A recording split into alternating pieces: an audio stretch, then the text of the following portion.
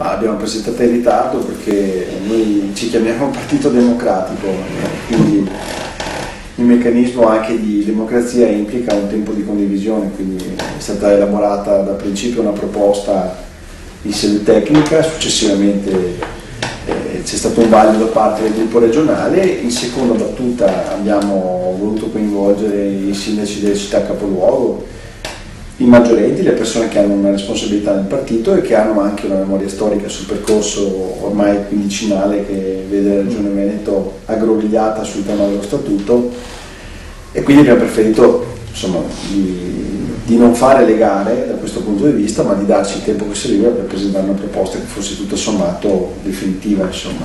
Non è uno spot, ma è già una proposta di legge su cui si può lavorare. Chiaramente nella misura in cui non è uno che scrive ma si scrive a più mani, chiaramente il rischio è che il documento diventi un documento esteso, che sia uno statuto che va poi ad avere un articolato che entra anche nel dettaglio di alcune questioni. Questo sapevamo che era un rischio, però è una base di partenza, nel senso che noi comunque abbiamo presentato un documento alto dal punto di vista dei contenuti e anche molto elaborato, sapendo che però non siamo la maggioranza.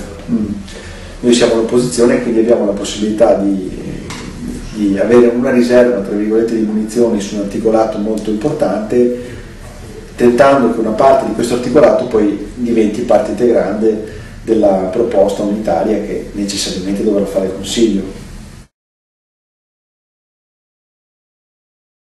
Il regolamento proposto dalla Lega Nord, votato forzosamente, e quindi non è un regolamento che ha chance di transitare in aula. Questo è uno dei temi delicati su cui penso che l'opposizione utilizzerà a piene mani lo strumento dell'ostruzionismo. Utilizzare lo strumento dell'ostruzionismo vuol dire in linea teorica riuscire a bloccare l'aula per l'intera legislatura. Il statuto e il regolamento non sono due strumenti differenti, cioè non sono due strumenti scissi, perché lo strumento del regolamento implica l'insieme delle regole che noi ci diamo per fare l'attività politica e istituzionale, mentre lo statuto delinea dei tratti identitari e anche dei tratti di competenze della regione. Questi due strumenti, dal mio punto di vista, dal punto di vista del Partito Democratico, devono andare di pari passo, quindi l'ideale sarebbe portare in aula statuto e regolamento dopo aver fatto un buon lavoro in commissione e avendo trovato in commissione delle ipotesi di tipo condiviso. Ma io penso che l'interpretazione autentica di quanto è accaduto l'abbia data Galan nelle interviste che ha pubblicato un paio d'anni fa, che ha rilasciato un paio d'anni fa, in cui lui dice chiaramente che la Regione del Veneto non serve lo statuto.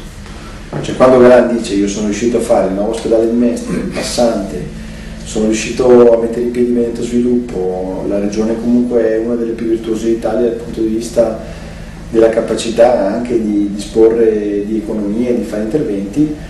Quando lui afferma questa cosa dice sono riuscito a fare tutto questo senza lo statuto, per cui lo statuto è inutile. Io ritengo che la legge elettorale attuale sia una legge che, questa è un'opinione personale, una legge che va bene e che potrebbe essere modificata semplicemente sulla parte di elezione dei consiglieri nel listino. Cioè, secondo me il fatto che su 60 10 vengano eletti sul listino è una cosa secondo me che stride e che anche scollega dalla rappresentanza alcune figure che invece dovrebbero essere obbligate da un mandato di tipo elettorale, da una rappresentanza diretta con gli elettori. Ma la nostra è abbastanza vicina a quella del PDL per un motivo molto semplice. PDL Lega della maggioranza, nel senso che noi comunque avevamo lavorato sia nella prima legislatura in cui si affrontò lo statuto, sia nella seconda in cui si affrontò il tema dello statuto, abbiamo lavorato arrivando molto vicino al documento condiviso. È chiaro che non è che si riparte sempre da zero, quindi la nostra ripartenza e anche la ripartenza del centrodestra è stata fortemente influenzata dalla storia che ciascuna delle nostre forze politiche ha avuto nell'impegno di portare a termine lo statuto. È chiaro che quando poi si scrivono i documenti si riparte da quello che c'è già, in maggior parte si riparte da quello che c'è già.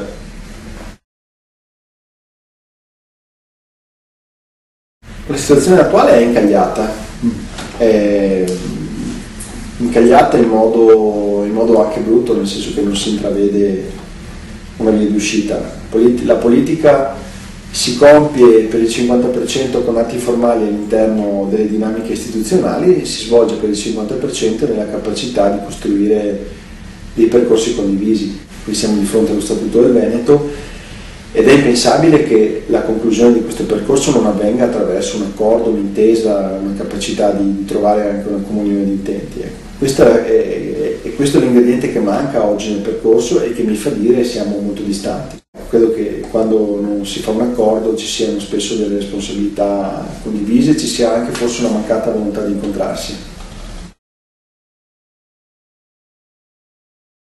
Una cosa io lo vado dicendo anche rispetto ad alcuni progetti di legge che stanno transitando in Consiglio, secondo me è anticostituzionale. Cioè nel momento in cui c'è la residenza nel territorio, c'è una regolare residenza, ci deve essere anche l'accessibilità ai diritti. Non ci può essere. La nostra Costituzione prevede che ci sia comunque un criterio di uguaglianza tra i cittadini che va comunque rispettato e impone agli enti locali di farlo rispettare. Penso al tema dell'accesso alla sanità, l'accesso alla scuola, l'accesso ai diritti fondamentali. È inaccettabile un impianto sostanziale che c'è nella proposta di maggioranza, che non è inserito in un unico articolo, ma è permeato in tutta l'articolazione, per cui è chiaro che per la maggioranza la Regione deve svolgere anche delle funzioni di gestione delle politiche, che è quello che fa oggi. Costituzionalmente invece applicare il federalismo, applicare la devoluzione, ma anche applicare il titolo V della Costituzione vuol dire che la Regione deve svolgere un ruolo di controllo, indirizzo e programmazione.